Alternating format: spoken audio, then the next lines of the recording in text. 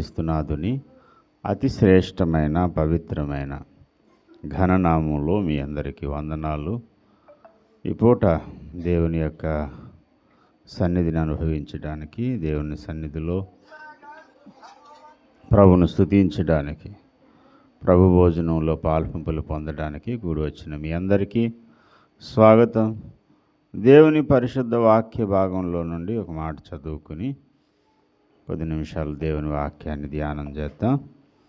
సమూయేలు మొదటి గ్రంథము 20వ అధ్యాయం 34వ వచనం. అత్యాగ్రహుడై బల్ల యొద్ద నుండి లేచి తన తండ్రి దావీదును అవమానపరిచినందున అతని నిమిత్తము దుఃఖాక్రాంతుడై అమావాస్య పోయిన మరునాడు భోజనము చేయకుండెను. దేవుడి పరిశుద్ధ వాక్యం ద్వారా మనందరితోనూ మాట్లాడినట్లుగా చిన్న ప్రార్థన చేద్దాం.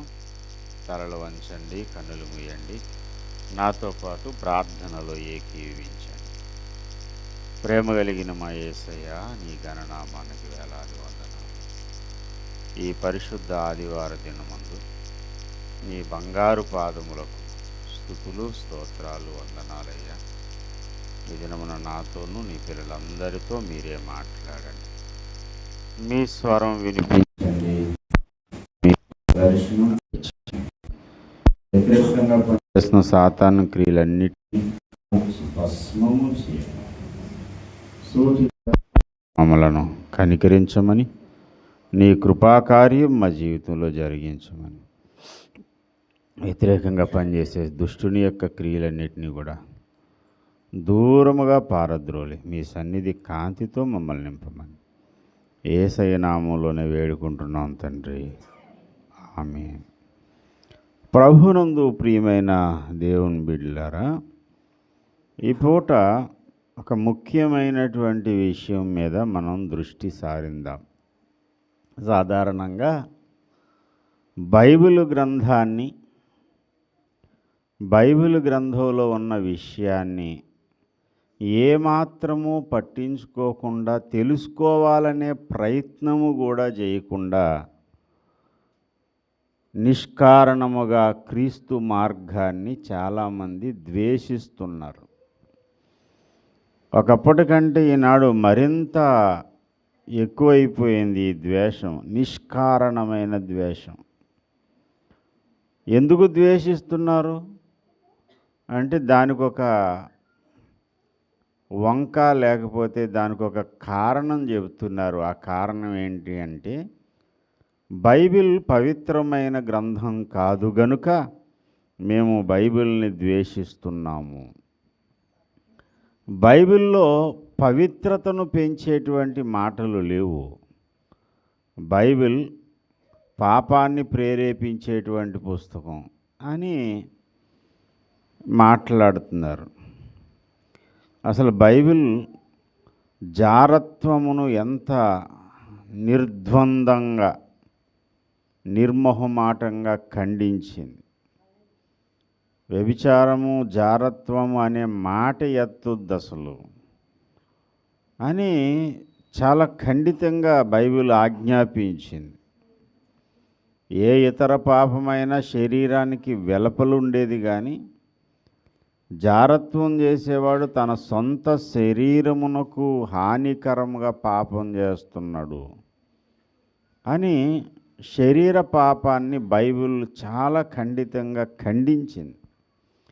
మరి ఇంతగా ఖండించిన బైబిల్ని ఎందుకు భూత పుస్తకం అని, బైబిల్ని ఎందుకు ద్వేషిస్తున్నారు అంటే, బైబిల్లో కొంతమంది చేసినటువంటి తప్పిదాలను ఎత్తి రాశాడు. బైబిల్లో కొంతమంది చేసినటువంటి వ్యక్తులు చేసిన తప్పులను ఎత్తి చూపించి, వారు చేసిన తప్పిదానికి ఏ శిక్షను దేవుడు వేశాడో అది కూడా ఎత్తి చూపించాడు. అందుకు భూత పుస్తకం అంట. అందుకు ఇది అశ్లీల సాహిత్యం అని బైబిల్ని ఎత్తి చెప్పారు. ఇప్పుడు కొన్ని టీవీ ఛానల్స్ మొన్న 7 సంవత్సరాలు చంటిబిడ్డను ఒకడు రేప్ చేసి నిర్దాక్షిణ్యంగా ఘోరాతి ఘోరంగా చంపేశాడు. అది అన్ని టీవీ ఛానల్ వాళ్ళు కూడా ఆ న్యూస్ కవర్ చేశారు. ఆ తర్వాత రోజు ఆ దుర్మార్గుడు చచ్చిపోయాడు. వాడు ఆత్మహత్య చేసుకుని చచ్చిపోయాడు. మూడో రోజున వాడి శవాన్ని చూడడానికి కనీసం కన్నతల్లి కూడా రాలేదు.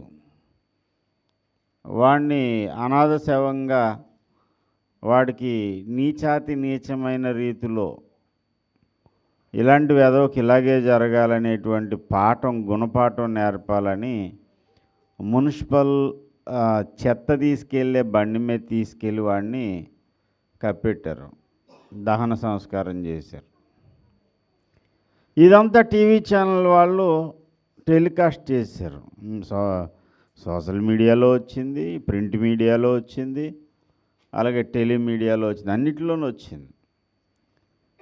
ఒక రేపిస్ట్ను గూర్చి రాసినటువంటి పత్రికలు కానీ, టీవీ ఛానల్స్ కానీ, మరి బూత్ ఛానల్ అని అనొచ్చా, ఒక జరిగిన వాస్తవాన్ని ప్రజలకు తెలియజెప్పింది మీడియా యొక్క బాధ్యత.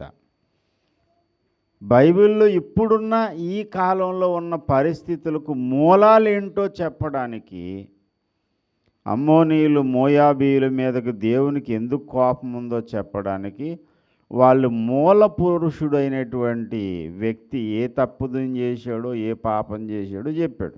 అంతే తప్ప అలాగే అతను చేసినట్టే, లోతు చేసినట్టే చేయండి, అమ్నోను చేసినట్టే చేయండి, యోధా చేసినట్టే మీరు చేయండి అని ఎక్కడ బైబిల్లో లేదు. అయినా బైబిల్ని తప్పుపడతారు, బైబిల్ని ద్వేషిస్తారు. దీని అందరికీ మూల కారణం ఏంటంటే నిర్హేతుకమైన, నిరాధారమైన ద్వేషము క్రీస్తు మార్గం మీద ఉంది, యేసయ్య మీద ఉంది. హృదయంలో దేవుడి మీద ద్వేషం ఉంది కనుక ఆ ద్వేషాన్ని వ్యక్తపరుచుకోవడానికి, ఆ ద్వేషాన్ని ప్రజలకు తెలియజేయడానికి ఏదో ఒక మాటలు, ఇవన్నీ న్యాయమైనవి కాదు. మరి బైబిల్లో మాత్రమే ఇలాంటి అశ్లీల సాహిత్యం ఉందా, లేదా పలానా వాళ్ళు చేసిన తప్పని బైబిల్లో మాత్రమే రాశాడా, మరి మీ పురాణాల్లో లేవా అని పురాణాల్లో ఉన్నటువంటి విషయాలన్నీ ఎత్తి చెప్పి కొంతమంది క్రైస్తవ పండితులు అన్ని గ్రంథాలని కూలంకుశంగా చదివినటువంటి వారు సోషల్ మీడియాలో మాట్లాడుతూ ఉన్నారు. వాళ్ళకి ఎవడో సమాధానం చెప్పట్లేదు. అందులో ఒకరు సాంబశివ గారు. ఆయన ప్రత్యేకమైన పని ఏంటంటే పురాణాలు చదవడం, ఆ పురాణాల్లో ఏవేవి వాళ్ళ యొక్క తప్పిదాలు ఉన్నాయో ఎత్తి చెప్పడం. ఆయన అలాంటి మనిషి కాదు. ఆయన ఎదుటోళ్ళు తప్పులు ఎత్తాలనే మనిషి కాదు. ఆయన ముందే చెప్తున్నాడు. ఏమన్నాడంటే, మీరు బైబిల్లో ఉన్నటువంటి వాస్తవంగా జరిగిన తప్పిదాలను ఎత్తి చూపించి దేవుడు ఖండిస్తే బైబిల్ని చెడు సాహిత్యం అని అన్నారు కదా మీరు. ఇదిగో మరి మీ గ్రంథాల్లో ఇలాగుంది, దీనికి సమాధానం చెప్పండి ముందు. బైబిల్ చెడు సాహిత్యం ఉందా, లేకపోతే మీ పురాణాల్లో చెడు సాహిత్యం ఉందా అని ఆయన ఏకి పారేశాడు పట్టుకొని. ఆయనకి సమాధానం చెప్పలేకపోయారు. ఈయనేంటండి అసలు ఒక క్రైస్తవ సాంబశివరావు గారే కాదు, ఏనాడో తాపీ ధర్మారావు గారు, మరి మీలో ఎంతమందికి తెలుసో తెలీదో నాకు తెలియదు కానీ తాపీ ధర్మారావు గారి పేరు విన్నారా మీరు? తాపీ ధర్మారావు అంటే తాపీ మేస్త్రి కాదు, ఆయన మంచి రచయిత అండ్ ఒక నాస్తికుడు. ఈ తాపీ ధర్మారావు గారు మన దగ్గర కూడా ఉన్నారు. ఈ తాపీ ధర్మారావు కాదు, ఆయన చాలా పాతకాలం. నేను ఎప్పుడో చిన్నప్పుడు మా టీచర్ అమ్మగారు, మా ఆత్మీయ తల్లి గారు చెల్లెలు టీచర్ అమ్మగారు ఉండేవారు. ఆమె ఇక్కడ కరప హై స్కూల్లో క్రాఫ్ట్ టీచర్ ఆవిడ. ఒకసారి మమ్మల్ని స్కూల్కి తీసుకెళ్తే కొంచెం బుక్స్ అయ్యి సరదండి బాబు అని చెప్పి మాకు పని అప్పగించారు. బుక్స్ సరుతున్నాను, పుస్తకాలు సరుతుంటే అందులో తాపీ ధర్మారావు గారి పుస్తకం చూశాను నేను. అప్పటికి నేను 8th క్లాస్ ఎంత చదువుతున్నాను. మెయిన్ హెడ్డింగ్ ఏంటంటే దేవాలయాలపై బూతు విగ్రహాలు, బూతు బొమ్మలు ఎందుకు. అప్పుడు నేను చదవలేదు.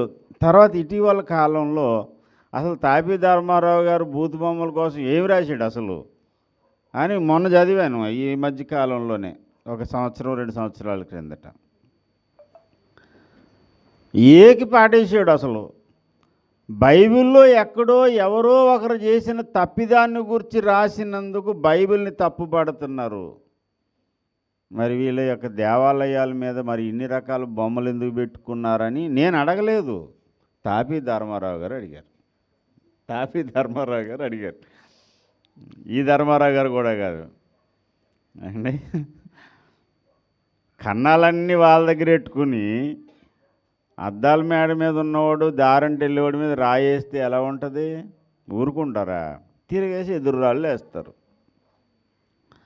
అనవసరంగా కెలికి బైబిల్ని దూషించి మాట్లాడి మేమేదో జ్ఞానులమైపోయాము అని అనుకుంటూ అజ్ఞానులుగా విపరీత వాదముల యందు వ్యర్థులయ్యారు అని చెబుతుంది బైబిల్. అసలు బైబిల్ చెబుతున్నటువంటి ప్రాముఖ్యమైన పాఠం ఏంటి? ఎన్నో విషయాలు, ఆధ్యాత్మిక సంగతులు ఎన్నో చెప్పింది బైబిల్. ఆధ్యాత్మిక విషయాలే కాదు, ఈ భూమి మీద మనం బ్రతుకుతున్నప్పుడు మానవత విలువలు ఎలా ఉండాలో కూడా చెప్పినటువంటి మోరల్ వాల్యూస్ నేర్పినటువంటి దివ్య గ్రంథము పరిశుద్ధ బైబిల్ గ్రంథం. కన్న తల్లిని చంపడానికి కత్తి పట్టుకుని పరిగెత్తినోడు కూడా గొప్ప హీరో. కొన్ని పురాణాల్లో పేర్లు చెప్పి నేను ఎవరిని కించపరచను, నాకు అవసరం లేదు. కానీ బైబిల్ ఏం చెప్పింది తెలుసా? నీ తల్లిని నీ తండ్రిని సన్మానించు. అది కూడా ఎలాంటిదంటే వాగ్దానముతో కూడిన ఆజ్ఞ. దేవుడు కొన్ని ఆజ్ఞలు ఇచ్చాడు, అందులో వాగ్దానముతో కూడిన ఆజ్ఞలలో ఒక ఆజ్ఞ ఏంటంటే నిర్గమకాండము 20వ అధ్యాయము 12వ వచనం, నీ దేవుడైన యెహోవా నీకు అనుగ్రహించు దేశములో నీవు దీర్ఘాయుష్మంతుడు వగునట్లు నీ తండ్రిని నీ తల్లిని సన్మానించు. తల్లిదండ్రులను సన్మానించండి. సన్మానించడం అంటే ఏం చేయాలి? రోజు తీసుకెళ్ళి సాల్వా కప్పాలా? ఒక సాల్వా తీసుకెళ్ళి అమ్మ ఇదిగో సన్మానం, నాన్న ఇదిగో సన్మానం. అప్పుడప్పుడు తల్లిదండ్రులకు సన్మానం చేసేటువంటి ప్రక్రియ పిల్లలకి నేర్పించాలని స్కూల్స్లో అండి మారల్ వాల్యూస్ నేర్పడానికి స్కూల్లో ఏం చేస్తున్నారంటే తల్లిదండ్రులు పాదాలు కడగడం, తల్లిదండ్రులకి చిరుపాటి సన్మానం చేయడం, ఇలాంటి పనులు నేర్పిస్తున్నారు పిల్లలకి. చాలా మంచి విషయాలు అవి. నేను దాన్ని కూడా ఏమాత్రం వ్యతిరేకించను, దాన్ని నేను పూర్తిగా అంగీకరిస్తాను. మరి అన్ని స్కూల్లో చేస్తున్నారో లేదో తెలియదు, కానీ శ్రీ చైతన్య స్కూల్లో మాత్రం ఒకసారి చేస్తే నేను కూడా వెళ్ళాను. తండ్రిని కూర్చోబెట్టి తల్లిని కూర్చోబెట్టి వారి పాదాలు పిల్లల చేత కడిగించి వాళ్ళకి చిన్న సన్మానం చేయిస్తున్నారు. అంటే తల్లిదండ్రులను నీవు సన్మానించాలి, వారిని గౌరవించాలి అని నేర్పిస్తున్నారు స్కూల్స్లో. ఈ మాట ఏనాడో బైబిల్ నేర్పించింది. బైబిల్ నేర్పిన ఎన్నో పాఠాలు లోకంలో కలిసిపోయినాయి, ప్రజల్లో కలిసిపోయినాయి అండి. ఒక మాట అంటారు చూడండి, దెయ్యాలు వేదాలు వల్లించేయంట, అలా ఉంది వీళ్ళు చెప్పడం అంటారు కదా, అది బైబిల్లోది. అది బైబిల్లో ఉన్న మాటని ఇంగ్లీష్ వాళ్ళు బ్రిటిష్ సామెత, అది ఆ ఇంగ్లీష్ సామెతకు తెలుగు అనువాదమే వేదాలు, దెయ్యాలు వేదాలు వల్లించే అనేది. అది ఎక్కడి నుంచి వచ్చింది? సైతాన్ వచ్చి యేసుప్రభు దగ్గరికి వచ్చి వాక్యాలు చెప్తాడు. ఆ వాక్యాలు చెప్తుంటే దాన్ని బ్రిటిష్ వాళ్ళ యొక్క సామెత ఒకటి వచ్చింది ఏంటంటే వేదాలు వల్లించిందంట దెయ్యం వచ్చి, దెయ్యాల నోట్లో వేదాలు. ఇలా చాలా మాటలు జనాల్లో కలిసిపోయినాయి.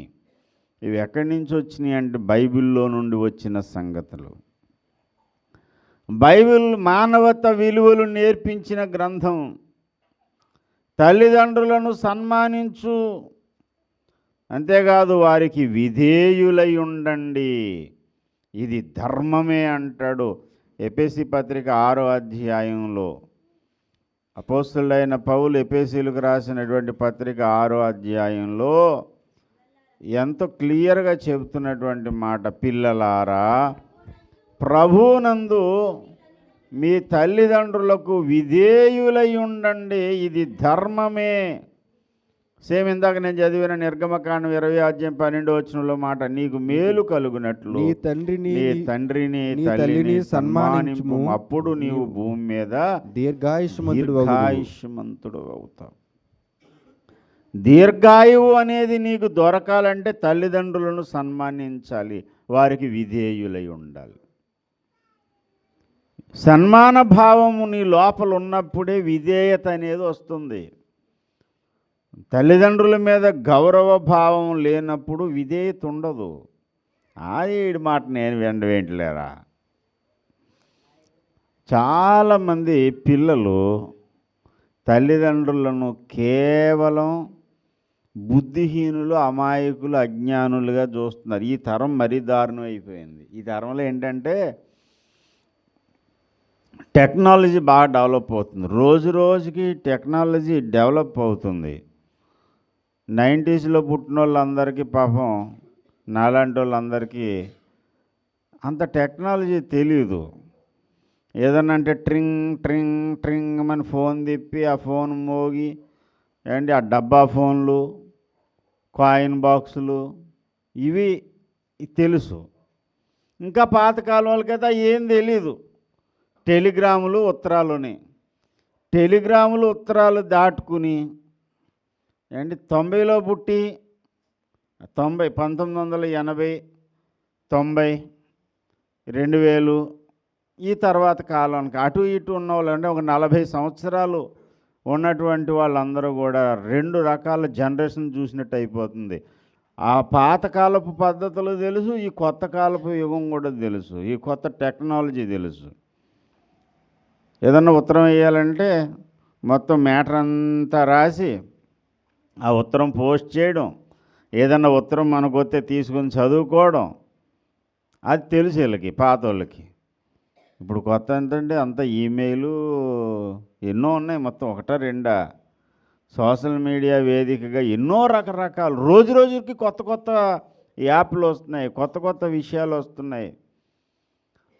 ఇంక గట్టిగా మాట్లాడితే 2022, 23 అక్కడి నుంచి ఈ 24, 25లోకి వచ్చేసరికి మొత్తం డిఫరెంట్ అయిపోయింది. టెక్నాలజీ ఎంత బాగా డెవలప్ అయిందంటే ఆర్టిఫిషియల్ ఇంటెలిజెన్సీ బాగా మరి విజృంభించింది, మామూలుగా లేదు. గంటల తరబడి చేయవలసిన పనులు క్షణాల్లో జరిగిపోతుంది.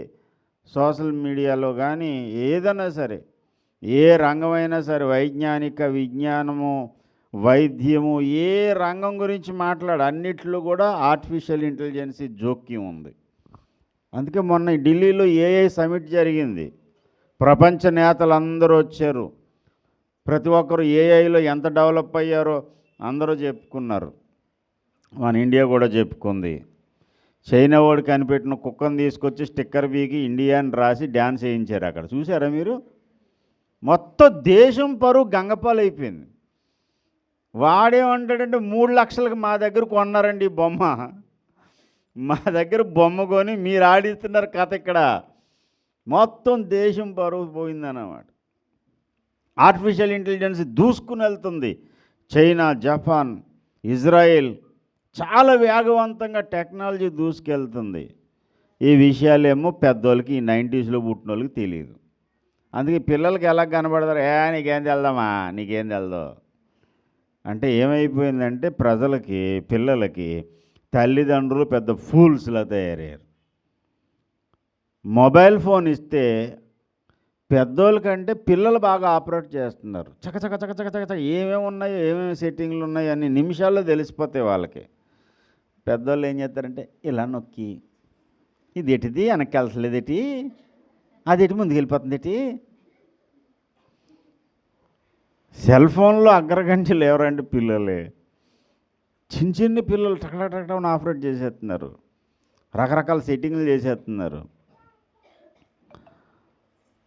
ఈ సెల్ ఫోన్ వీరులైన పిల్లలందరికీ కూడా తల్లిదండ్రులు ఎలా కనపడతారో ఫూల్స్లా కనపడతారు. ఎందుకంటే అన్నీ అందులో ఉన్నాయి, చూస్తున్నారు. విధేయత అనేది ఎక్కడ 1% కూడా కనపడడం లేదు. భారతీయ సంస్కృతి సాంప్రదాయమైన, బైబిల్ సాంప్రదాయమైన తల్లిదండ్రులను గౌరవించమనే చెప్పింది. ఇది తెలుసుకోకుండా బైబిల్ను బూతు పుస్తకం అని చెప్తున్నారు. బైబిల్ బూతు పుస్తకం కాదురా బాబు. బైబిల్ మానవతా విలువలు తెలియజెప్పే మహాద్భుతమైన గ్రంథం.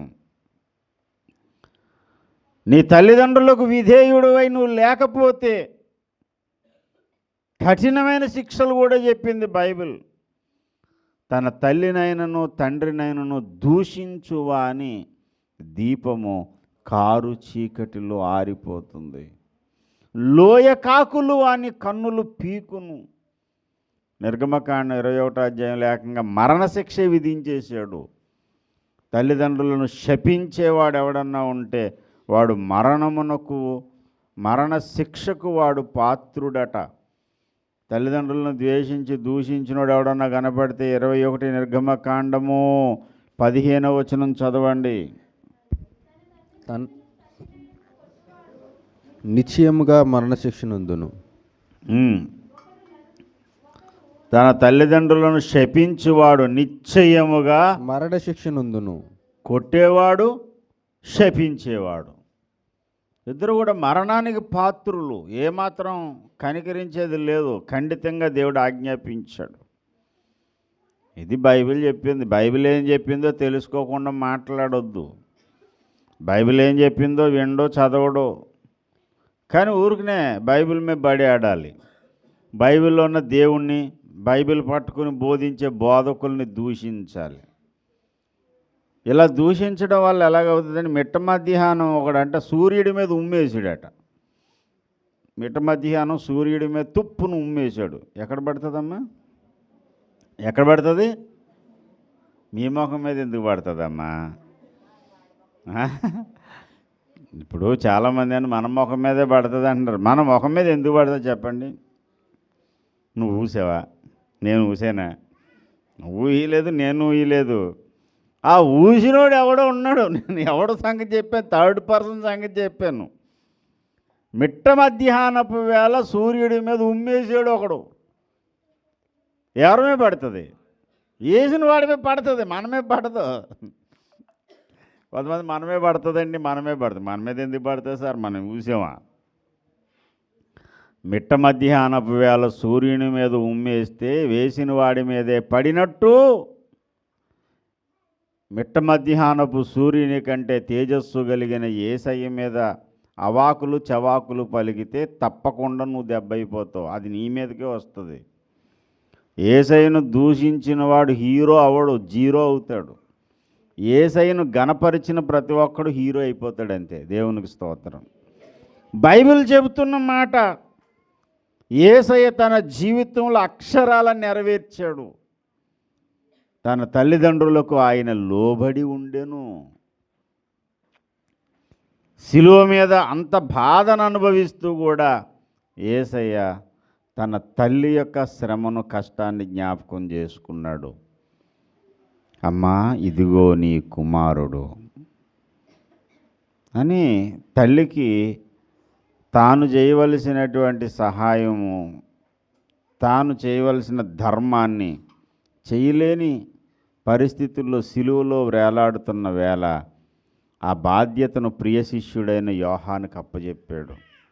బాధ్యత మరచిపోవద్దు. ముదిమిలో నీ తల్లిదండ్రులను నువ్వు ఇబ్బంది పెట్టొద్దు. ఈ రోజుల్లో చాలామందికి ఏంటంటే వృద్ధాప్యం రాగానే అమ్మ నాన్నని కొంచెం ఏమన్నా వంటలో వార్పులో సహాయం చేయగలిగితేనేమో అమ్మ కావాలి. నానెందుకు ఇంకా నస, ఎక్కడ పడితే అక్కడే ఉమ్మేస్తున్నాడు, ఎక్కడ పడితే అక్కడే యూరిన్ పోసేస్తున్నాడు, అంతా నసగడి. నసగడితో నేను ఉండలేను. నాన్న తీసుకెళ్ళి హాస్టల్లో పాడేయాలి. మరి ఎవరు రాశారో తెలియదు కానీ ఒక సినీ రచయిత మాట్లాడగా అతను చెప్పగా నేను విన్నాను. ఆ కవిత ఎందుకు, దానికి ఒక మకుటం పెట్టాడు. ఆ మకుటం ఏంటంటే, నానెందుకో వెనక్కబడ్డాడు. మీరు ఎవరిని వింటే మీకు ఆయన పేరు గుర్తొస్తుంది. నేను చెప్పకూడదని చెప్పట్లేదు, అంతే. నానెందుకో వెనకబడ్డాడు అనే మకుటం పెట్టి ఆ కవిత రాశాడు. లాస్ట్కి ఆయన చెప్పింది ఏంటంటే, అందరూ కూడా ఏదన్నా అంటే అమ్మ ఏడిచినప్పుడు అమ్మ అంటాడు కానీ నాన్న అంటే ఎవడో కానీ, ఎవరో ఒకరు ఇద్దరు అంటారు నాన్న అని. ఏదైనా దెబ్బ తగిలింది అనుకోండి, అమ్మ నాన్నోయ్ అంటాడు ఎవడన్నా. ఎవడంటాడు అమ్మ. కన్నిటికి ఆఖరి వయసులో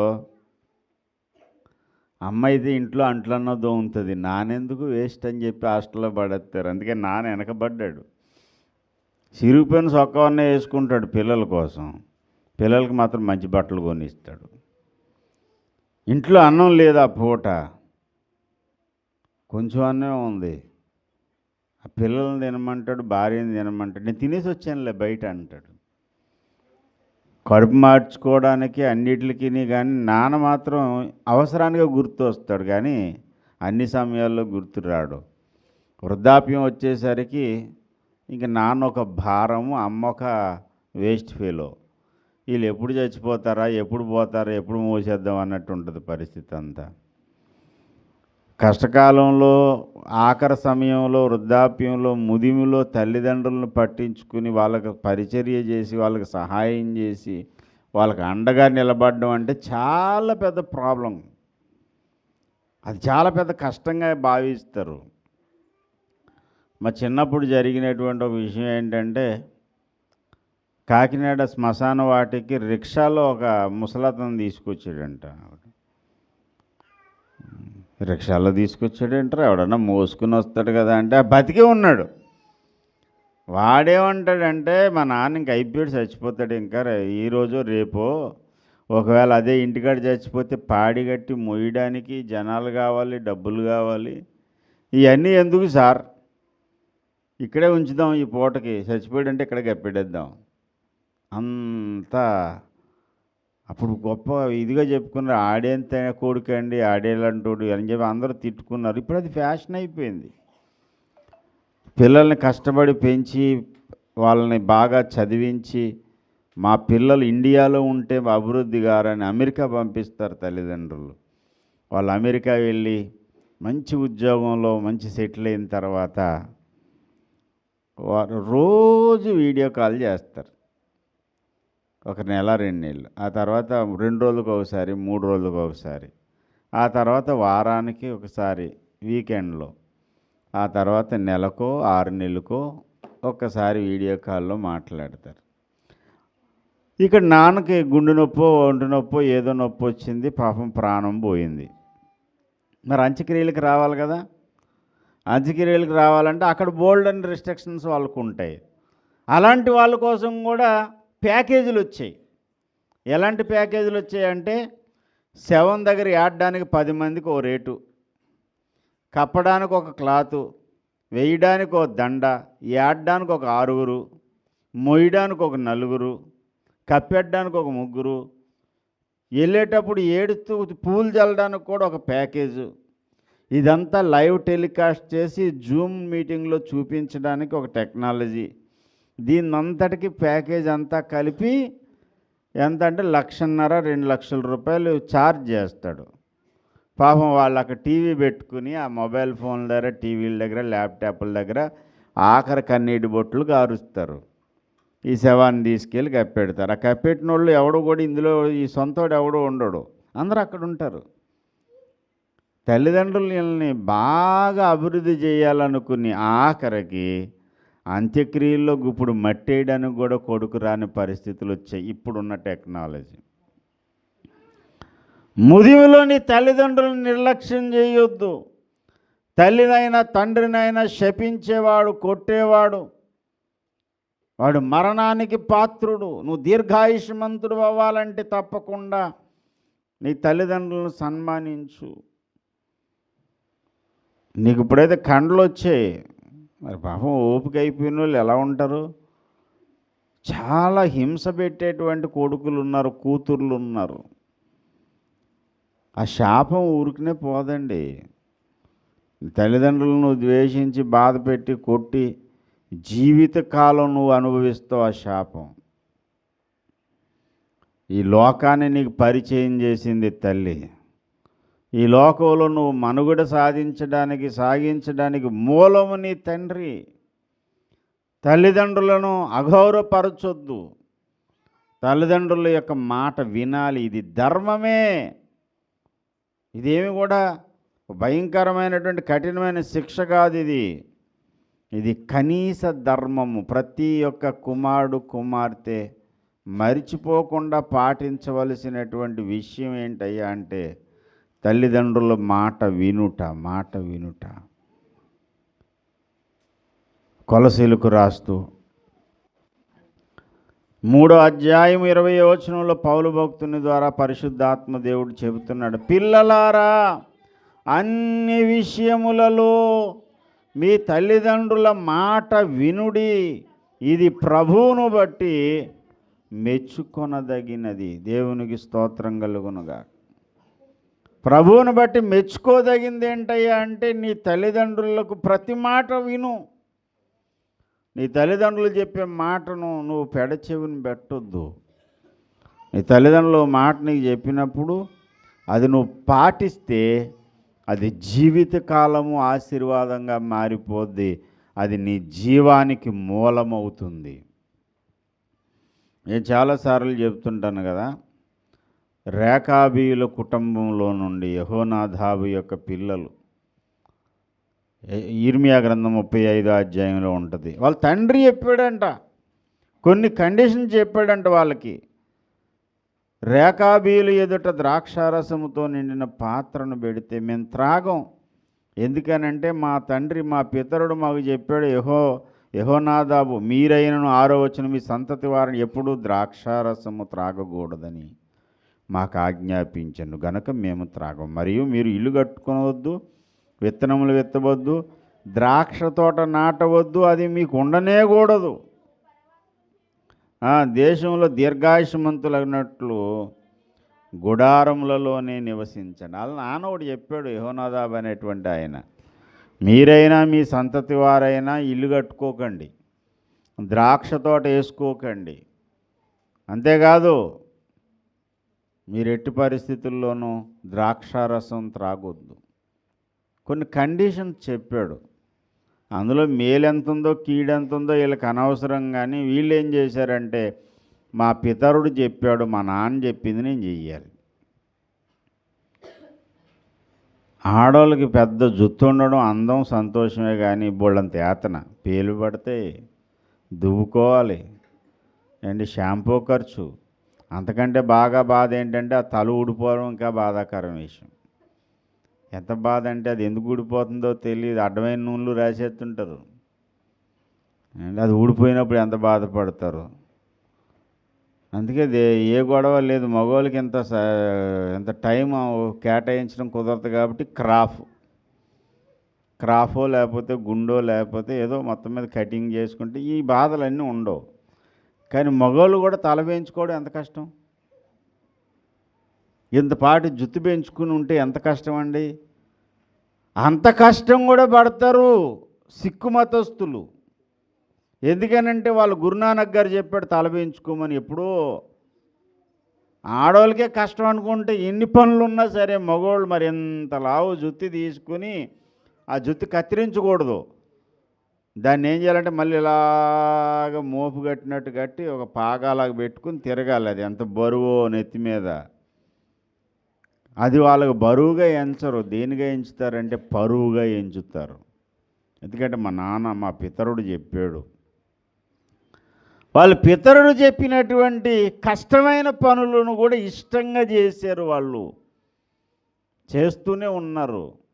అదొక మతం అయిపోయింది, అదొక ధర్మం అయిపోయింది. ఈ రేకాబీయుల సంగతి కూడా అంతే. వాళ్ళ పితరుడు చెప్పాడట, ద్రాక్షారసం త్రాగొద్దు, ఇల్లు కట్టుకోవద్దు, విత్తనాలు విత్తొద్దు, గుడారాల్లోనే ఉండండి అని. అలాగే చేశారట. దానికి దేవుడు అంటాడు, వాళ్ళ తండ్రి మాట అంత కరెక్ట్గా విన్నారు గనక, వాళ్ళు వినుట విషయంలో వారు జాగ్రత్త కలిగి ఉన్నారు గనక వారిని నేను దీవిస్తున్నానని దేవుడు దీవించాడు. 19వ వచనంలో, కాబట్టి ఇశ్రాయేలీయుల దేవుడును సైన్యములకు అధిపత్యకు యెహోవా సెలవిచ్చినదేమనగా, నా సన్నిధిలో నిలుచుటకు రేకాబు కుమారుడైన యెహోనాదాబునకు సంతతివాడు ఎన్నడు నుండక మానడు. నా సన్నిధిలో ఉండే భాగ్యం నేను వాళ్ళకి ఇస్తున్నాను. ఎందుకు అంటే 18వ వచనం, మీరు మీ తండ్రి అయిన యెహోనాదాబు ఆజ్ఞకు విధేయులై అతని విధులన్నిటినీ గైకొని అతడు మీకు ఆజ్ఞాపించిన సమస్తమును అనుసరించుచున్నారు. మీ పితరుడు చెప్పిన దాన్ని మీరు విని దాని ప్రకారం నడుస్తున్నారు గనుక నేను మీకు ఒక ఆశీర్వాదం ఇస్తున్నాను. ఆ ఆశీర్వాదం ఏంటంటే, నా సన్నిధిలో నిలుచుటకు రేకాబు కుమారుడైన యెహోనాదాబునకు సంతతివాడు ఎన్నడూ ఉండక మానడు. ఎంత గొప్ప దీవెన ప్రకటించాడు చూడండి. ఈ దీవెన రావడానికి కారణం ఏంటంటే, వాళ్ళు ద్రాక్షారసం తాగలేదా, లేకపోతే గుడారాల్లో ఉన్నారా, ఇది కాదు. అక్కడ మెయిన్ కాన్సెప్ట్ ఏంటంటే, అతని సంతతి వారు విధేయులై ఉన్నారు. దేవునికి స్తోత్రం కలుగునుగా. తల్లిదండ్రులు చెప్పిన మాటకు కొంతమందికి అస్సలు ఖాతరు, ఈ బట్టలు వద్దమ్మా, నేను అయ్యే వేసుకుంటాను, నీకే బయటికి వెళ్ళొద్దు, నేను అక్కడికే వెళ్తాను. ఏది వద్దు అంటామో అదే చేయడం ఈనాటి పిల్లలకు లైఫ్ స్టైల్ అయిపోయింది. అది ఒక వాళ్ళ జీవిత ఆశయం అయిపోయింది. వాళ్ళు చెప్పింది నేను ఎందుకు చేయాలి? ఏమన్నా అంటే వాళ్ళు 90s వాళ్ళు, 90లో పుట్టిన వాళ్ళు మీకేం తెలుస్తుంది, మాకు 20sలో పుట్టిన వాళ్ళకు. మేము ఏఐ టెక్నాలజీలో డెవలప్ అయిపోయాం, బిజీ.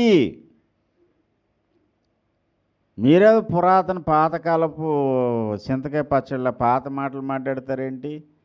ఆ పాత కథలు చెప్పకండి. ఇప్పుడు అంత కొత్త టెక్నాలజీ, అంత క్రొత్తదనం ఉండాలి. కొత్త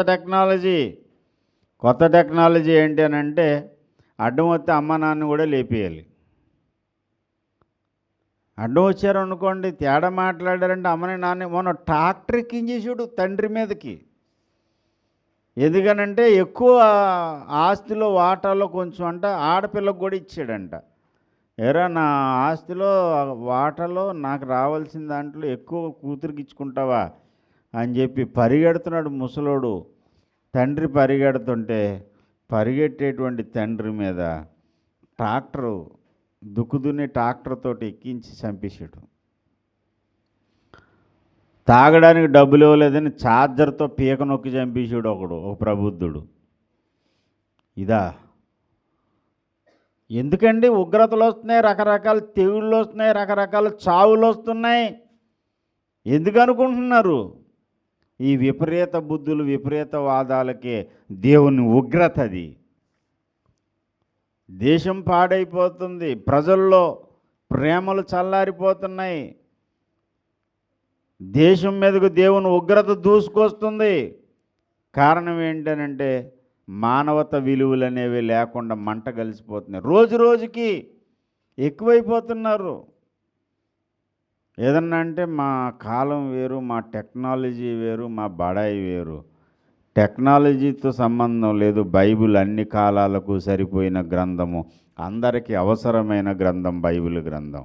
దేవునికి స్తోత్రం కలుగునగా. హల్లెలూయా. చేతనైతే లోబడి ఉండండి.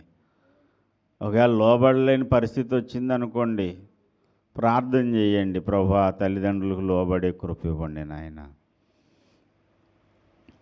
అంతేకాదు అపోస్తలుడైన పౌలు అంటాడు కదా, నేను సువార్త వలన మిమ్మును కన్నాను.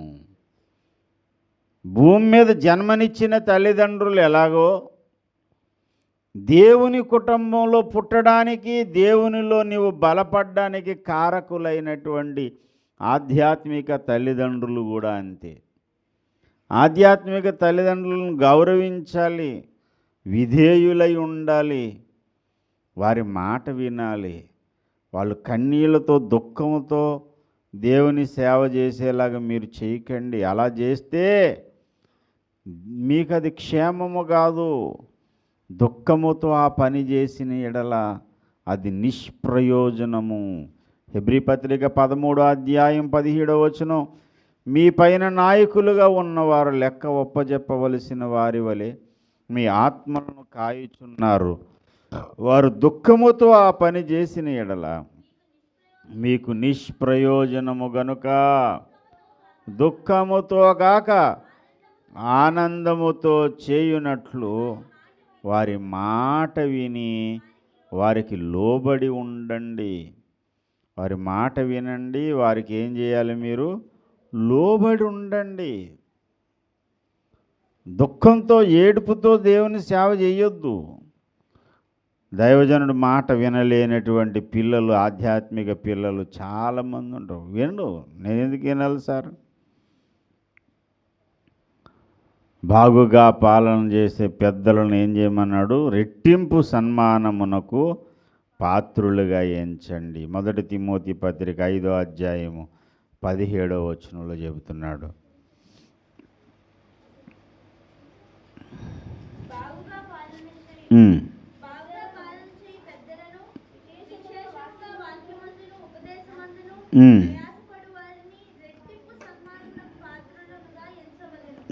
రెట్టింపు సన్మానమునకు పాత్రులుగా ఎంచాలి. ఇదంతా ఏదో ఒక అధికార రూల్ ప్రకారం కాదట. తెస్సలోనికీయులకు రాసిన పత్రిక 5:13 చెబుతాడు. వారి పనిని బట్టి 12 మరియు సహోదరులారా, మీలో ప్రయాసపడుచు ప్రభువునందు మీకు పైవారై ఉండి మీకు బుద్ధి చెప్పు వారిని మన్నన చేసి వారి పనిని బట్టి ప్రేమతో మిక్కిలి ఘనముగా ఎంచవలెనని వేడుకొనుచున్నాను. ఏం చేయాలంట? మిక్కిలి ఘనముగా ఎంచాలి. అది కూడా ప్రేమతో. గవర్నమెంట్లో ఉండేటువంటి ప్రోటోకాల్ లాగా, హైరార్కీ లాగా, సిఐ గారికి ఎస్ఐ గారు, కానిస్టేబుల్కి హోంగార్డు లోబడాలి. అక్కడ ప్రేమ ఉండదు. అక్కడ అధికారం ఉంటుంది, ప్రోటోకాల్ ఉంటుంది. ఇక్కడ ప్రోటోకాల్ అధికారం కాదు. ఇక్కడ ఏముండాలంటే ప్రేమ ఉండాలి. ఈ ప్రేమలో గౌరవ భావం ఉండాలి. మీకు అన్ని విషయాలు నేర్పించవలసిన అవసరం ఉంది కనుక నేను చెప్తున్నాను. ఏదో అధికారం సాధించాలనో లేకపోతే నాకు వేరే ఇంటెన్షన్తో నేను చెప్పడం లేదు. మీ క్షేమాభివృద్ధి కోరి ఈ మాటలు చెబుతున్నాను. దైవజనుడితో ఎలా మాట్లాడాలో నేర్చుకోండి. మొదట దైవజనుని పట్ల ఎలా ప్రవర్తించాలో నేర్చుకోండి. ప్రేమ, చనువు అనేది సంస్కారహీనంగా ఉండకూడదు, సంస్కారభరితంగా ఉండాలి. మాట్లాడడంలోనూ మాట వినడంలోనూ కూడా సంస్కారం కనపడాలి. నువ్వెంత అంటే నువ్వెంత అన్నట్టు దైవజనుడిని అంటే అది నీకు ఇంకా ఏం క్షేమాభివృద్ధి జరుగుతుంది? నీ ఆధ్యాత్మిక జీవితానికి ఏం మేలు కలుగుతుంది? నీ తల్లిదండ్రులను సన్మానించమని దేవుని లేఖనం చెబుతుంది కదా. సన్మానించడం అంటే ఏంటి? అంటే లోబడి ఉండడం, చెప్పిన మాట వినడం. చెప్పిన మాట వినడానికి ఇష్టం లేనివాడు, చెప్పిన మాటకు లోబడని వాడు, ఇంకా వాడికి ఏం గౌరవం ఉన్నట్టు? జనవరి 1కి సాల్వా కప్పి పూలదండ వేస్తే సన్మానమా? అలా వేయడం పాపమని నేను చెప్పడం లేదు. హృదయంలో ఉన్న సన్మాన భావాన్ని వ్యక్తపరచడానికి చేస్తున్నారు. అంతకంటే ముఖ్యంగా నీ సన్మాన భావం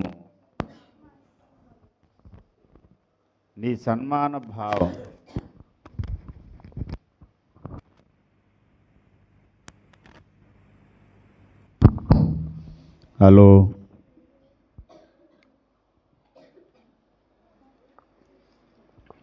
నీ సన్మాన భావం నీ క్రియల్లో కూడా ఉండాలి. అపోస్తలుడైన పౌలు అన్నాడు, బోధకులు అనేక మంది ఉండొచ్చు కానీ మీకు తండ్రులు అనేక మంది లేరు. ఎందుకు అని అంటే నేను సువార్త వలన మిమ్మల్ని కన్నాను. కన్న తల్లిదండ్రులను ఎలా సన్మానించాలో నేర్పించింది బైబిల్. అలాగనే దేవుని కుటుంబంలో నీవు తిరిగి పుట్టడానికి ఒకసారి ఈ భూమి మీద జన్మించావు, రెండవ మారు దేవుని కుటుంబంలో పుట్టావు. దేవుని కుటుంబంలో పుట్టినటువంటి నీవు నీ ఆధ్యాత్మిక తల్లిదండ్రుల పట్ల ఎలాంటి భావం కలిగి ఉండాలో, ఎలాంటి భయము కలిగి ఉండాలో కూడా నేర్పిస్తుంది బైబిల్ గ్రంథం. నాకేం లెక్క, నాకు నేనే రాజు, నాకు నేనే మంత్రి. కొన్ని సంఘాలకు వెళ్తే ఎలా ఉంటుందంటే, విశ్వాసులను చూసి పాస్టర్ గారు గడగడలు ఆడిపోతాడు. మామూలుగా భయపెట్టరు విశ్వాసులు. ఒక సంఘానికి వెళ్ళాను, పాస్టర్ గారికి ఏం సంబంధం లేదు, అంతా వీళ్ళే నడిపిస్తారు. స్టాండ్ అంటే స్టాండ్, చెప్పండి, సిట్, రైట్, కూర్చుంటాడు. మొత్తం అంతా నడిపిస్తాడు. ఆ నడిపించేటువంటి ఆ నాయకుడు ఎవడైతే ఉన్నాడో వాడు మందుగాయండి. ఇటు వాళ్ళ దగ్గర భయంకరమైన వాసన. ఏంట్రా బాబు వీళ్ళు ఏదో తాగొచ్చారా అనుకుంటే కాసేపటికి అర్థమైంది తాగొచ్చారు వాళ్ళు. తాగొచ్చిన వాళ్ళేమో సంఘ పెద్దలు, ఇతను మంచి సేవకుడు, వాక్య జ్ఞానం ఉంది, అన్నీ ఉన్నాయి, కానీ వాళ్ళు చెప్పినట్టు ఈయన వింటాడు.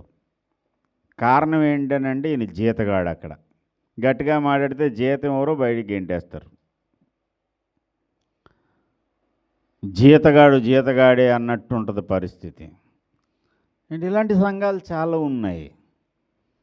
అయితే దేవుడు స్థాపించినటువంటి సంఘాలు, దేవుడు నిర్ణయించిన సంఘాలు, దేవుని చిత్త ప్రకారంగా సాగుతున్న సంఘములో కాపరి అయినవాడు నీ పైన నాయకుడిగా ఉండి నీకు నడిపిస్తాడు.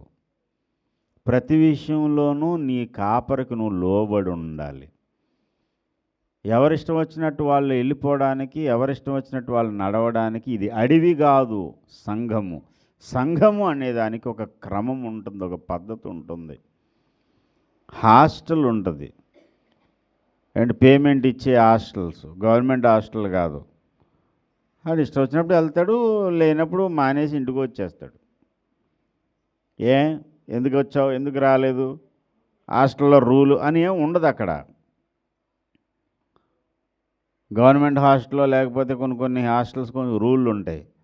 పెయిడ్ హాస్టల్స్ ఉంటాయి, డబ్బులు ఇచ్చి ఉండే హాస్టల్స్. డబ్బులు ఇస్తే ఇస్తాం, లేకపోతే మానేస్తాం. హాస్టల్కి నేను రేపు నుంచి రావట్లేదని అంటే అది అయిపోయింది అంతే. హాస్టల్ కాదు ఇది, దేవుని కుటుంబం. ఇది దేవునికి స్తోత్రం కలుగునుగా.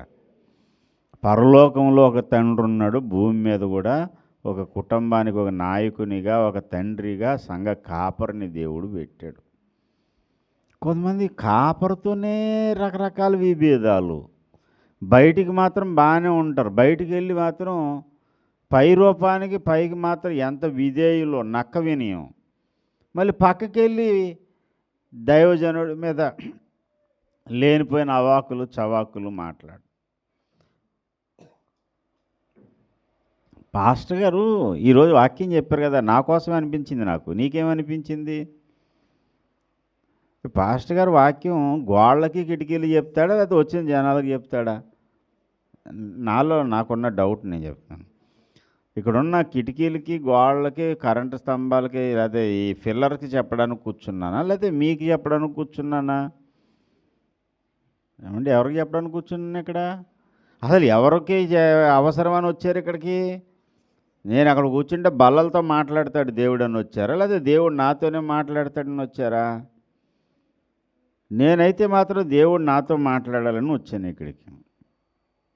మరి మాట్లాడాలని వచ్చినప్పుడు ఒక మాట నీకు తగిలినప్పుడు, నీకు అవసరమైన మాట నీకు వచ్చినప్పుడు దాన్ని ప్రేమతో స్వీకరించి సంస్కరించుకోవాలి. కానీ నా కోసమే చెప్పాడు అంటున్నావంటే నీ మైండ్ ఖరాబ్ అయిపోయిందన్నమాట. నీ లోపల సిస్టమ్ ఏదో తేడా వచ్చింది. దాన్ని రిపేర్ చేసుకోవడానికి ఉపవాస ప్రార్థనకి వెళ్ళాలి. కొన్ని రోజులు ఉపవాసం ఉంటే తప్ప ఆ లోపల ఉన్న దెయ్యం పోదు. లోపల ఉన్న దెయ్యాలను పోగొట్టుకోండి, సంస్కరించబడ్డానికి సంసిద్ధమవ్వండి. ఎదురుగున్న దైవజనుడు వస్తే ఎలా గౌరవించాలో చెప్పాడు. గలతీలను గురించి చెబుతూ, గలతీలంట పౌల్ని ఎలా గౌరవించారు అని అంటే దేవుని వలెను, దేవుని దూతలాగా. క్రీస్తును ఎలా గౌరవించాలో అలా గౌరవించారట.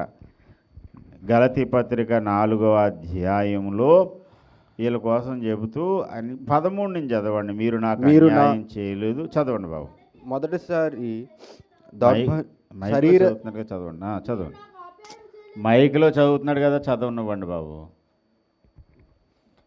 మీరు నాకు అన్యాయము చేయలేదు.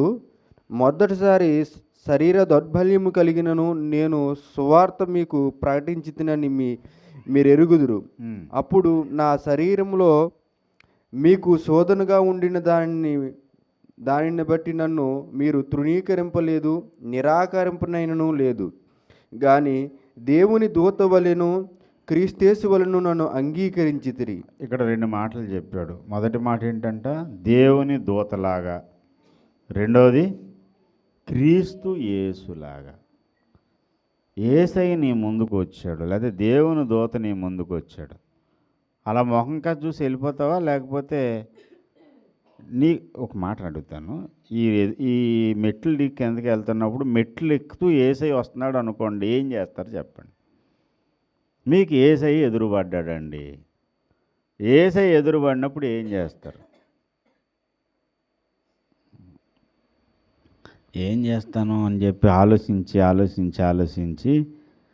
ఏం చేస్తాడో తెలియక యేసన్న గారు అంటాడు, ఏమవుదునో నేనేమవుదును, అసలు ఏం చేస్తాను? కనీసం యేసయ్యా వందనాలు యేసయ్యా అంటారా? అనరా? నేనేం చేస్తానంటే ముందు ఆయన కాళ్ళ మీద పడిపోతాను, ఆయన పాదాలకు ముద్దు పెట్టుకుంటాను. యేసయ్య నా ముందుకు వచ్చాడు అన్నప్పుడు ఎంత భయము, ఎంత గౌరవభావం ఉంటుందో. పౌలు వచ్చినప్పుడు గలతీయులు కూడా అదే గౌరవభావం కలిగి ఉన్నారంట. ఇన్ని వాక్యాలు వింటున్నారు, సత్యబోధలో ఉన్నామని చెప్పుకుంటున్నారు. దైవజనుడు ఎదురుపడితే వందనాలు చెప్పే సంస్కారం కూడా లేదు. కనీసం అది మూఢత్వం అనుకోవాలా, మూర్ఖత్వం అనుకోవాలా, మరి లేకపోతే అది ఏమన్నా దురాత్మ అనుకోవాలా, ఏమనుకోవాలో నాకు అర్థం కాదు.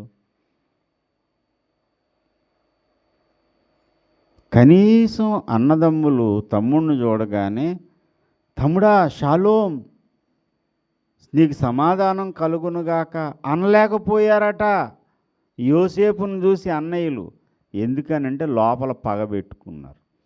మరి అలా పగబెట్టుకున్న వాళ్ళు అనుకోవాలంటే నాకు తెలిసి మీరెవరు అలా పగబెట్టుకున్న వాళ్ళు కాదు. మరి ఎందుకు చేస్తారు అలాగా? నాకేదో మీరు వందనాలు చెప్పేస్తే నేనే సింహాసనం ఎక్కేసేది లేదు, వందనాలు చెప్పకపోతే నా సింహాసనం ఊడిపోయేది లేదు. వందనాలు చెప్పినా నేను ఉండే స్థానంలో నేను ఉంటాను, నేను చేసే పరిచర్య నేను చేసుకుపోతాను. ఆ కనీస సంస్కారం ఎందుకు రాలేదు ఇప్పటికొచ్చి? ఎందుకు నేర్చుకోలేదు? మాట్లాడే విధానం కూడా రాదా? కొంతమంది మాట్లాడుతున్నప్పుడు నాకు పెద్దోళ్ళు ఉన్నారు, చనువుగా ఉంటాను, కానీ వాళ్ళకి ఇచ్చే స్థానం, వాళ్ళతో మాట్లాడేటప్పుడు గౌరవభావం అనేది ఉండాలి. అన్నయ్య తమ్ముడు సరే, కానీ దేవుడు ఒక స్థానంలో పెట్టినప్పుడు అమర్యాదగా ఎందుకు మాట్లాడాలి? అగౌరవంగా ఎందుకు మాట్లాడాలి? కొంతమంది గౌరవంగా మాట్లాడతారు కానీ చెప్పింది ఏది ఉండదు, అటు తోచింది చేస్తాడు. ఏదన్నా ఒక కార్యక్రమం చేసేటప్పుడు కనీసం దైవజనుడు గౌరవం ఇచ్చిన వాడైతే ఏం చేస్తాడంటే సంప్రదిస్తాడు. అయ్యా నేను ఇలా చేద్దాం అనుకుంటున్నాను, నా కోసం ప్రార్థన చేయండి. ఈరోజు కూడా నేను ఎక్కడికైనా వెళ్ళి దేవుని పని చేసినప్పుడు, నేను ఒక కార్యక్రమం తలపెట్టినప్పుడు అయ్యగారికి చెప్తాను, అయ్యగారు ఇలా చేద్దాం అనుకుంటున్నాను, ప్రార్థన చేయండి. ప్రార్థన చేయించుకుని ఆ తర్వాత ఆ కార్యక్రమం మొదలు పెడతాను. ఎక్కడో సహాయం చేయడానికి వెళ్ళాం. మొన్న మామిడి కుదిరి వెళ్ళాం. వెళ్ళే ముందు ఫోన్ చేశాను, ఎత్తలేదు ఆయన. మెసేజ్ పెట్టాను, బిజీగా ఉన్నారు. మళ్ళీ కాసేపు అయ్యింది, అయ్యగారు ఏదో బిజీగా ఉన్నారని చెప్పి మామిడి కుదిరి వెళ్ళిపోయిన తర్వాత అక్కడికి వెళ్ళాక మళ్ళీ కాల్ చేశాను. ఎత్తారు అయ్యగారు. నాన్నగారు ఇలాగ పలానా ఊరు వచ్చామండి, ఇలా కార్యక్రమం కాలిపోయినటువంటి ఇళ్ళకి సహాయం చేయడానికి వచ్చాం, కుటుంబాలకి సో విషయం ప్రార్థన చేశాడు. దేవుని యొక్క సేవకుని యొక్క దీవెన ఉంది, దేవుని కాపుదల ఉంది, వెళ్ళిన పని సక్సెస్ అయ్యింది. మళ్ళీ తిరిగి వచ్చాక అయ్యగారు ఇలా జరిగింది పని అంతా, చాలా సంతోషించారు.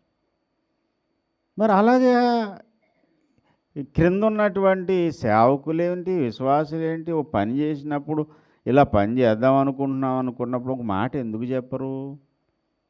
అసలు చెప్పాలనే ఆలోచన ఎందుకు ఉండదు? అందరాన్ని కాదు, కొంతమందికి ఉంది ఈ పరిస్థితి. నా ఇష్టం, నేను చేసుకుంటానంతే అనుకుంటారా అంటే అంత మూర్ఖులని నేను అనుకోను.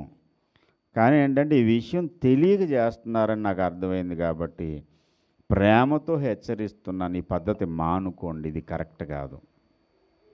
ఏదన్నా ఉంటే ఒక మాట చెప్పాలి, చెప్పినప్పుడు ప్రార్థన చేస్తాం, ఒక సలహా ఇస్తాం. అదే వచ్చింది బాధ. చెబితే మాకు నచ్చలేని సలహా ఏమైనా ఇచ్చారనుకో మేము పాటించేది ఉండదు ఇక్కడ. అందుకని సైలెంట్గా చేసేద్దాం, ఆ తర్వాత చెప్దాంలేండి. ఇదంతా దుర్మార్గమైనటువంటి పద్ధతి. ఇది అగౌరవపరచడం, అది అవమానపరచడమే అవుతుంది తప్ప సన్మానించడం కాదు. ప్రేమ అనేది ఉన్నప్పుడు ఇవన్నీ చేస్తారు సార్.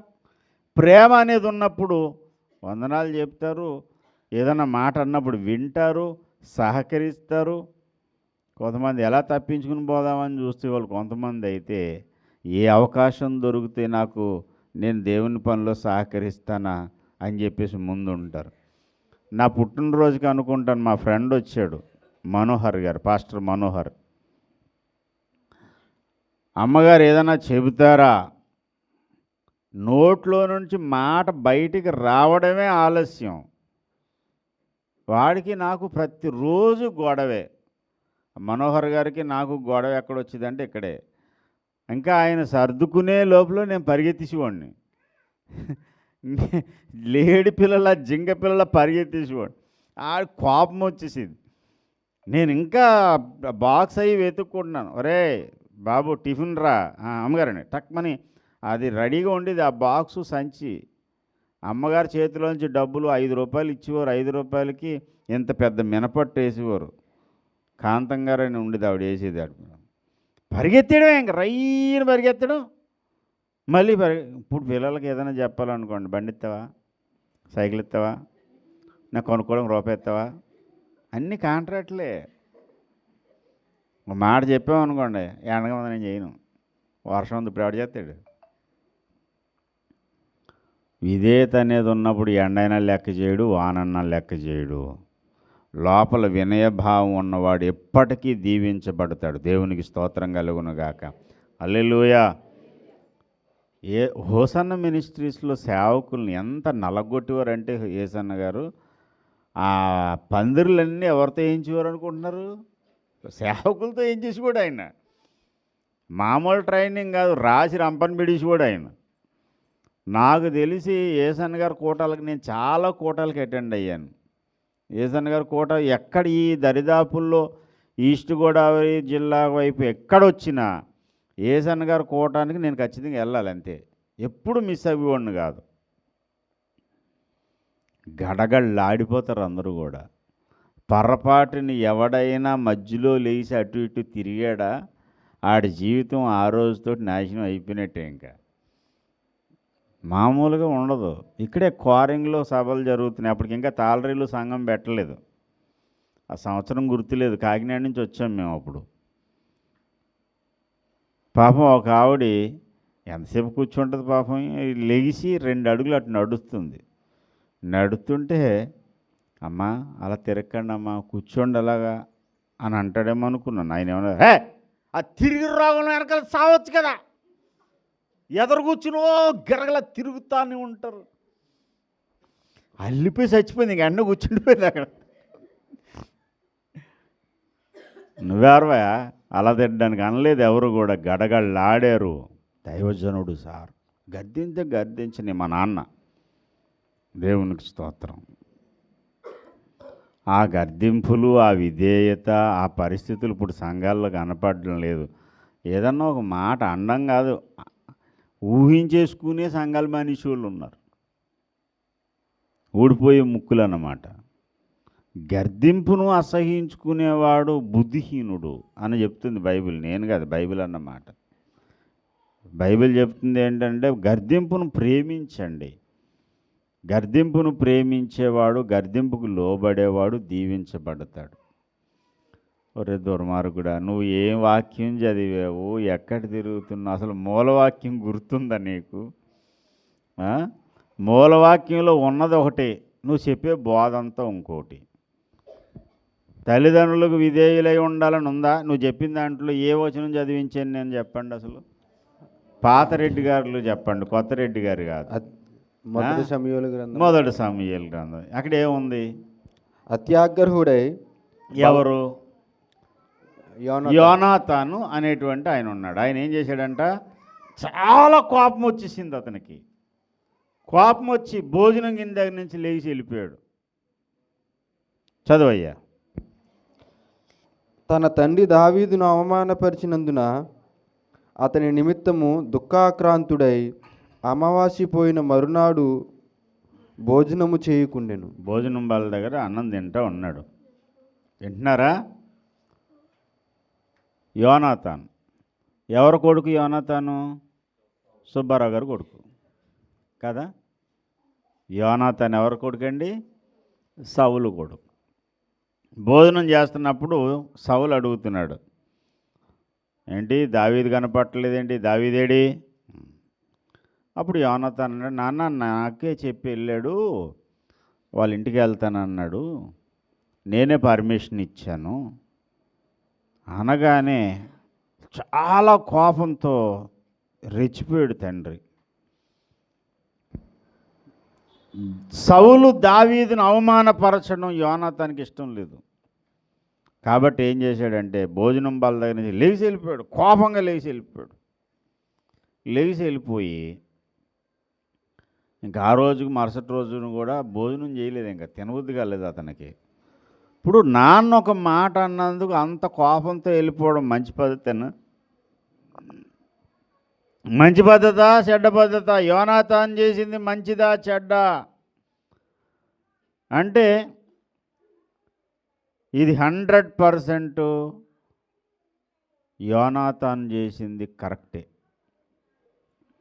ఇప్పటివరకు తండ్రి మాట వినాలన్నావు, సంఘ కాపరి మాట వినాలన్నావు, మరి రాజుగారి మాట వినొద్దా? తండ్రి రాజు యోనాతానికి సౌలు.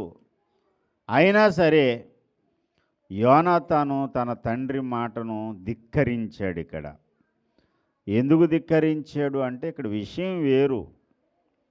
ఇక్కడ విషయం ఏంటంటే దావీదు మీద నిష్కారణమైన ద్వేషంతో రెచ్చిపోతూ ఉన్నాడు సౌలు. ఎలాగైనా సరే దావీదును చంపేయాలనేది సౌలు యొక్క దృక్పథం. ఎందుకు చంపేయాలి? నిష్కారణమైన ద్వేషం. నిర్నిమిత్తముగా నా మీద పగబెట్టుకునే వారు అనేకులు అన్నాడు కదా. నిర్నిమిత్తమైన నిర్హేతుకమైనటువంటి ద్వేషం అది. ఏది కూడా అది దైవానుకూలమైనది, దేవునికి నచ్చే ద్వేషం కాదు అది. నిర్హేతుకమైన ద్వేషం పెట్టుకున్నాడు. ఎందుకంటే అసూయ. నాకంటే ఇతనికి గొప్ప పేరు రావడం ఏంటనే అసూయ చేత డోర్ వేసేయండి బాబు.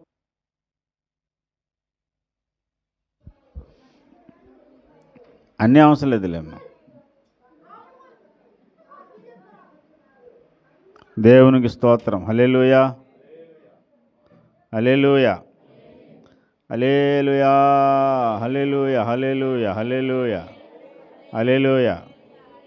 దేవుని నామానికి మహిమ కలుగును గాక. హల్లెలూయా.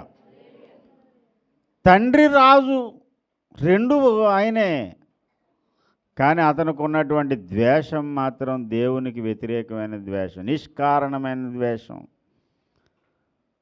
దావీదు బ్రతికినంతకాలం మనకు రాజ్యం రాదండి.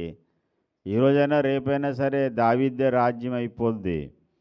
దావీదు మనకంటే చాలా గనుడుగా ఉన్నాడు కాబట్టి దావీదుని చంపి పాడేయాలి. ఎందుకంటే దావీదుని మెచ్చుకుంటారా, దావీదు గొప్పవాడు అవుతాడా అని నిష్కారణమైన ద్వేషంతో నిండిపోయాడు సౌలు. దేవునికి వ్యతిరేకమైన కార్యం చెయ్యాలని యోనాతాన్ని ప్రేరేపిస్తూ వచ్చాడు.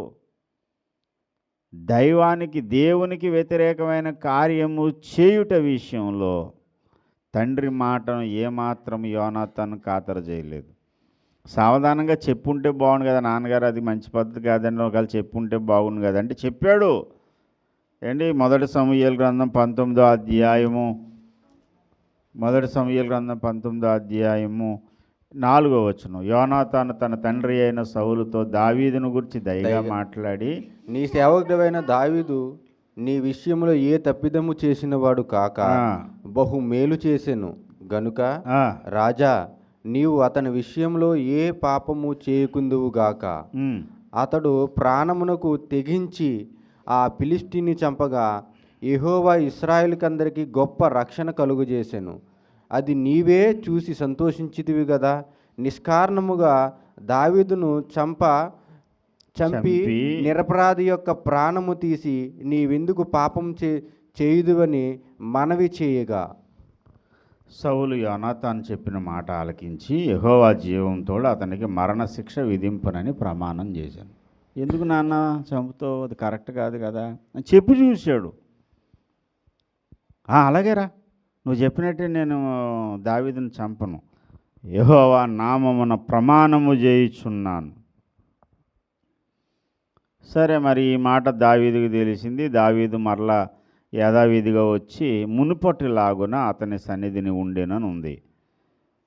8వ వచనం. తర్వాత యుద్ధము సంభవించినప్పుడు దావీదు బయలుదేరి ఫిలిష్తీయులతో యుద్ధము చేసి వారిని ఓడించి వెనకకు పారద్రోలి గొప్ప వధ చేయగా మళ్ళా యెహోవా యొద్దనున్న దురాత్మ సౌలు మీదకు వచ్చింది. సౌలు చేత పట్టుకుని ఉన్నాడు. దావీదేమో సితార వాయిస్తున్నాడు. 10వ వచనం. సౌలు ఒకే దెబ్బతో దావీదును గోడకు పొడుచుదునన్న తాత్పర్యము కలిగి ఈటి విసిరేను. దావీదు అతని ఎదుట తప్పించుకొనినందున ఈటె గోడకు నాటగా.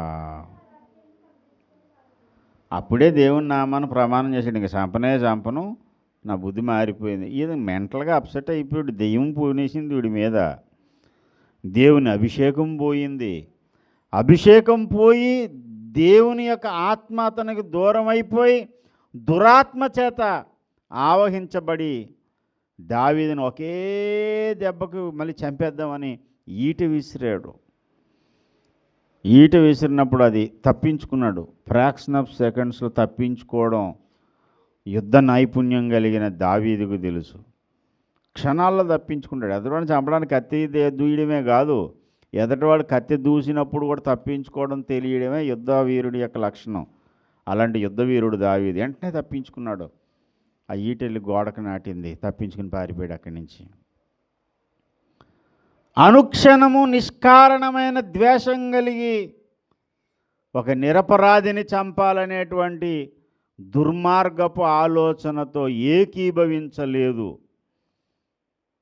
మరి యోనాతాను తల్లిదండ్రులకు లోబడలేనట్ట అంటే ఇక్కడ ఒక ముఖ్యమైన పాఠం పరిశుద్ధాత్మ దేవుడు నేర్పిస్తున్నాడు. పరలోకపు తండ్రికి వ్యతిరేకంగా భూలోక తండ్రి చెప్పినప్పుడు మీరు ఎవరికి మాట వినాలి? పరలోకపు తండ్రి మాటే వినాలి. పరలోకపు తండ్రి దావీదును ప్రేమిస్తున్నాడు, భూలోకపు తండ్రి దావీదును ద్వేషిస్తున్నాడు. ఇప్పుడు ఏం చేయాలి? పరలోకపు తండ్రి మాట వినాలా, భూలోకపు తండ్రి మాట వినాలా? పరలోకపు తండ్రి మాట వినాలి. కాపరి మాట వినాలి. ఆత్మీయ తండ్రి యొక్క ఆజ్ఞకు లోబడి ఉండాలి అని చెప్పాను. ఒకవేళ ఆత్మీయ తండ్రి పరిశుద్ధాత్మ దేవుని సన్నిధి పోగొట్టుకున్నవాడైతే, ఆధ్యాత్మిక తండ్రి దేవుని యొక్క ఆజ్ఞను అతిక్రమించి తిరుగుతున్నాడు అనుకోండి, అప్పుడు దేవుని మాట వినుటే మేలు కావని ఆధ్యాత్మిక తండ్రి మాట వినడం మేలు కాదు. నిష్కారణమైన ద్వేషాన్ని నూరుబోస్తూ కొంతమంది సంఘ కాపరులు ఆయన మంచోడు కాదు, ఈయన మంచోడు కాదు, ఈయన ప్రవక్త కాదు, ఆయన సేవకుడు కాదని భయంకరమైనటువంటి విషబీజాలు నూరుబోస్తారు విశ్వాసులకు. అయ్యో ఆత్మీయ తండ్రి మాట వినకుండా మనం కానీ ఆయన వాక్యం విన్నాం అనుకోండి. కొంతమంది ఇలాంటి వాళ్ళు ఉన్నారు. ఏదో భయంగా బ్రతికేవాళ్ళు. ఓ పాస్టర్ గారు చెప్పాడంట, రంజిత్ ఓఫీర్ గారు మంచోడు కాదు, ఆయన గ్రంథాలు చదవకండి. అప్పుడు వరకు రంజిత్ ఓఫీర్ గారు ఎవడో ఇది తెలియదు. ఈ పాస్టర్ గారు ప్రసంగంలో చెప్పాడు, రంజిత్ ఓఫీర్ గారి పుస్తకాలు చదవకండి, ఆయన కోటాలకు మీరు వెళ్ళకండి అని అంటే, చెప్పిన మాట వినకపోవడమే కదా వీళ్ళకి నానాటికి ఏంటి అలవాటు అయిపోయిన వ్యవహారం. అసలు పాస్టర్ గారు ఎందుకు చదవద్దు అన్నాడు, ఇప్పుడు చదువుదామని చదివాడంట. అతను చదివి అగాపేలోకి వచ్చాడు. ఇలాంటి విషబీజాలు నూరు పోసేటువంటి తల్లిదండ్రులైనా, ఇలాంటి విషం నూరు పూసేటువంటి సేవకులైనా వాళ్ళు మాట వినొద్దు, పరలోకపు తండ్రి మాట వినండి. దేవునికి స్తోత్రం. పరలోకపు తండ్రికి లోబడినంత కాలం ప్రతి విషయంలోనూ నీ ఆధ్యాత్మిక తండ్రికి కూడా నువ్వు లోబడి ఉండాలి. ఇది అసలు సిసలైన రూల్. ప్రతి విషయంలో నీ తల్లిదండ్రులకు లోబడి ఉండండి, ప్రతి విషయంలో నీ ఆధ్యాత్మిక తండ్రికి లోబడి ఉండండి అంటే దేవుని వాక్యాన్ని ధిక్కరించాడు. ఎంతకాలం ప్రభు బల్ల గురించి ఇన్ని బోధలు చేసి, రాకడను గురించి ఇన్ని బోధలు చేసి, యేసయ్యే దేవుడని నిర్ద్వందంగా నిరూపించి, ఇప్పుడు ఆత్మీయ తండ్రి కొత్త బోధ మొదలుపెట్టాడు అనుకోండి. యేసు ప్రభువే కాదు, చాలా అవతారాలు ఉన్నాయి, అన్నీ కూడా దేవుడే అన్నాడు అనుకోండి. ఇప్పుడు పాస్టర్ గారిని వెంబడించాలా, పైన దేవుడిని వెంబడించాలా? ఏ మాత్రం సంశయం లేదు, వెంటనే వదిలేసి వెళ్ళిపోండి. ఓఫీర్ గారు ఓపెన్ స్టేట్మెంట్ ఇచ్చారు, మీరు విన్నారో లేదో. నేను దేవునికి లోబడినంత కాలం నాకు మీరు లోబడండి. ఒకవేళ దేవునికే నేను లోబడినప్పుడు, దేవుని ఆజ్ఞ నేను ధిక్కరించినప్పుడు, మీరు ఏమాత్రం మొహమాటం లేకుండా నన్ను వదిలి వెళ్ళిపోండి. అప్పటి వరకు వదిలి వెళ్ళొద్దు. కూర్చుని చెప్పినా, నిలబడి చెప్పినా, ఓపికన్నా ఓపిక లేకపోయినా నెత్తిని పెట్టుకోవాలి. కానీ పరమ తండ్రిని కానీ పక్కన పెట్టాడు అనుకోండి, నాకు ఆయన కూడా అవసరం లేదు. అదే ప్రిన్సిపల్ అందరూ పాటించాలి. ప్రియమైనటువంటి దేవుని బిడ్డలారా, ఇంతగా ద్వేషించినటువంటి తండ్రి, ఇంతగా కోపడినటువంటి తండ్రిని యోనాతాను పల్లెత్తి మాట అనలే. చూశారు, అక్కడ భోజనం మానేశాడు, తానే భోజనం మానేసి బయటికి వెళ్ళిపోయాడు. ఇంకా సౌలు యోనాతాన్ని ఒక తప్పుడు మాట కూడా అంటాడు, అండ్ ఒక చెడ్డ మాట పలికేస్తాడు. ఆ చెడ్డ మాట పలికినా సరే దేవుని యొక్క సన్నిధిలో మౌనంగా బయటికి వెళ్ళిపోయాడే కానీ, ఏ కారణం చేత దావీదుని చంపాలి నాన్న, అది కరెక్ట్ కాదని సవరించడానికి చూశాడు. ఇంకా పెచ్చి మీరిపోయి యోనాతాను మీద కూడా ఈట్లు లేపడానికి ప్రయత్నం చేసి బయటికి వెళ్ళిపోయి, కానీ ఒక్క మాట దూషణ అనేది చేయలేదు. యోనాతాను దేవుని ఆజ్ఞకు లోబడినటువంటి వాడు. ప్రియమైనటువంటి దేవుని బిడ్డలారా, ఈ రోజున నీ వ్యక్తిత్వం ఎలా ఉంది, నీ మనోవైఖరి ఎలా ఉంది, నువ్వు మార్చుకోవాల్సిన విషయాలు ఏవైతే ఉన్నాయో మార్చుకో. లోబడలేని స్థితిలో ఉన్నావా, వెంటనే పశ్చాత్తాపడి లోబడే మనసు నాకు ఈ ప్రభువా అని అడగండి. ప్రతి విషయంలోనూ నా తండ్రి మాట వినాలి, నా భర్త మాట వినాలని దేవుడు మాట ధిక్కరించే పరిస్థితిలో ఉన్నావా, ఆ విషయంలో కూడా మారు మనసు పొందాలి. కొంతమంది నా భర్త చెప్పాడు అందుకని దేవుని కూడా వదిలేస్తాను. దేవుని తర్వాతే ఎవరికైనా మనం స్థానం ఇచ్చేది. నా భర్త చెప్పాడు గాలి పీల్చుకోవడం మానేస్తాను, మానేసేటువంటి స్త్రీలు ఎంతమంది ఉన్నారు చేయొద్దండి. మా ఆయన వద్దన్నాడు, పాస్టర్ గారండి మా ఆయన వద్దన్నాడు అండి అంటే రావడన్నా. శ్వాస తీసుకోవడం నీకు ఎంత ముఖ్యమో యేసయ్యతో నడవడం కూడా అంతే ముఖ్యం. శ్వాస నిశ్వాసలంత ప్రాముఖ్యమైన కార్యము యేసయ్యతో నువ్వు నడుచుటే. కాబట్టి ప్రియమైన దేవుని బిడ్డలారా, ఈ పూట ప్రభు బల్లను సమీపించే ముందు స్వపరీక్ష చేసుకుందాం. మన విధేయత యొక్క పరిస్థితి ఎలాగుంది, దైవజనుని విషయంలో ఎలాగున్నాం, తల్లిదండ్రుల విషయంలో ఎలాగున్నాం, దేవునికి లోబడనటువంటి వారి విషయంలో మనం ఎలా ప్రవర్తిస్తున్నాం. విధేయత అనేది ఒక అంగవైకల్యం కాదు. ఎప్పుడు విధేయులై ఉండాలి అప్పుడు విధేయులై ఉండాలి, ఎప్పుడు తిరస్కరించాలి అప్పుడు తిరస్కరించాలి. దేవుని యొక్క సన్నిధిలో జ్ఞానము కలిగి నడవాలి. అటువంటి జ్ఞానము కలిగినటువంటి మనసు, హృదయము దేవుడు మనందరికీ అనుగ్రహించునుగాక. రండి ప్రార్థన చేసుకుందాం. తలలు వంచండి, కన్నులు మూయండి, దేవునితో మాట్లాడండి. ప్రభువా, నన్ను ఒక సంస్కారము కలిగి